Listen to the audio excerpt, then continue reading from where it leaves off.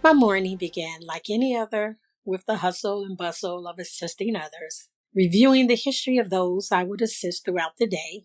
I had a taste for meat, which had been removed from my diet for my health's sake. I had no business eating any meat at this particular time, but I thought just a taste, just a little. I began to feel uncomfortable after I ate the meat, but kept working. I remember the day before, a coworker was sharing an experience that she had with a patient that had Alzheimer's. This patient did not know her own name, where she was, or who she was. Her diagnosis was very clear and sure that her ability to function in her reality was no longer effective. Even with my pain becoming more evident, I began assisting this same patient. I started sweating and my face was flushed, but I continued working. The nurse walked in the room and started her evaluation with the patient.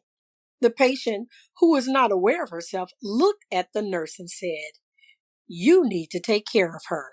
And she pointed at me. The patient, who is 80, looks at me and says, "You are very sick, and I care about you because you are important." The nurse and I were very astounded. We were just shocked at our patient's clarity about her concern for me. Because according to her history, her bearings on life was non existent. I began to tell her that I was okay. She said, "You are sick and you may need an operation." I immediately declined the operation. I said, "No, we're not doing that." But as I walked towards the door, I almost fainted. I held on to the walls because I was very nauseous. I went to my supervisor and asked if I could go to the emergency room and get checked out because I was not sure what was going on.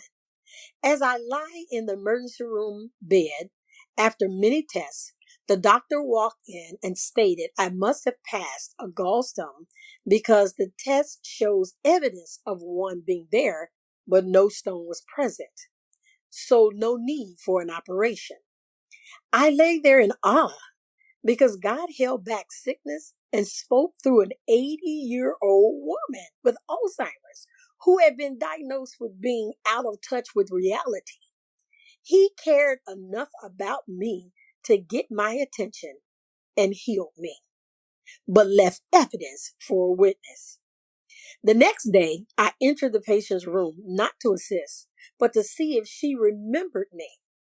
I began talking with her, and just when it appeared all memory was gone, she turned and looked at me and said, "How are you feeling?" I was worried. "You are important, and I care about you." At that moment, I was totally convinced. The voice of the Lord is powerful. He speaks from the mercy seat, and his voice in the midst of darkness can speak through any diagnosis and any medication that appears to numb the senses and or reality.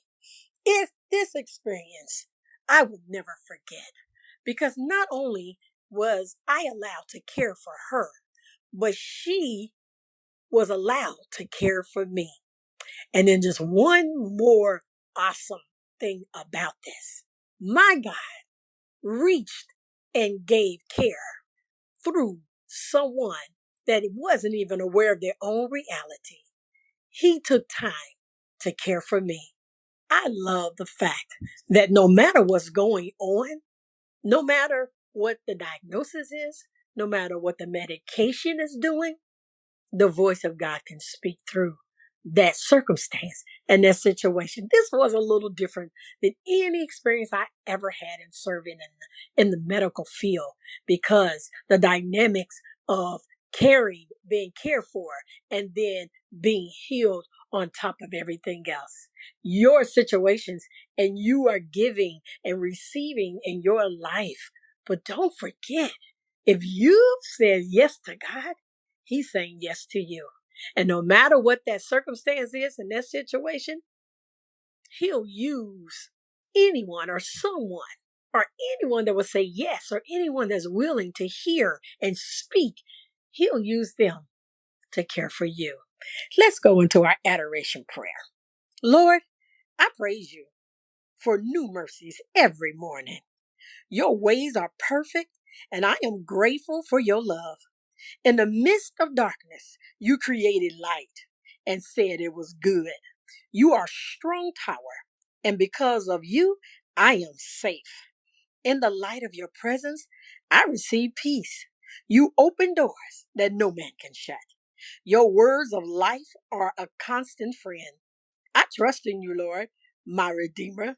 Lord, it is your voice that divides a flame of fire, and you sit as King forever. You swallowed up death in victory. It is you that ordain peace and give strength to the weary. Glory is due your name and worthy to be worshiped. Your works are wonderful, and I will sing praises unto you, Lord. Thank you for teaching us how to care because you are the master of love. You are love and you care.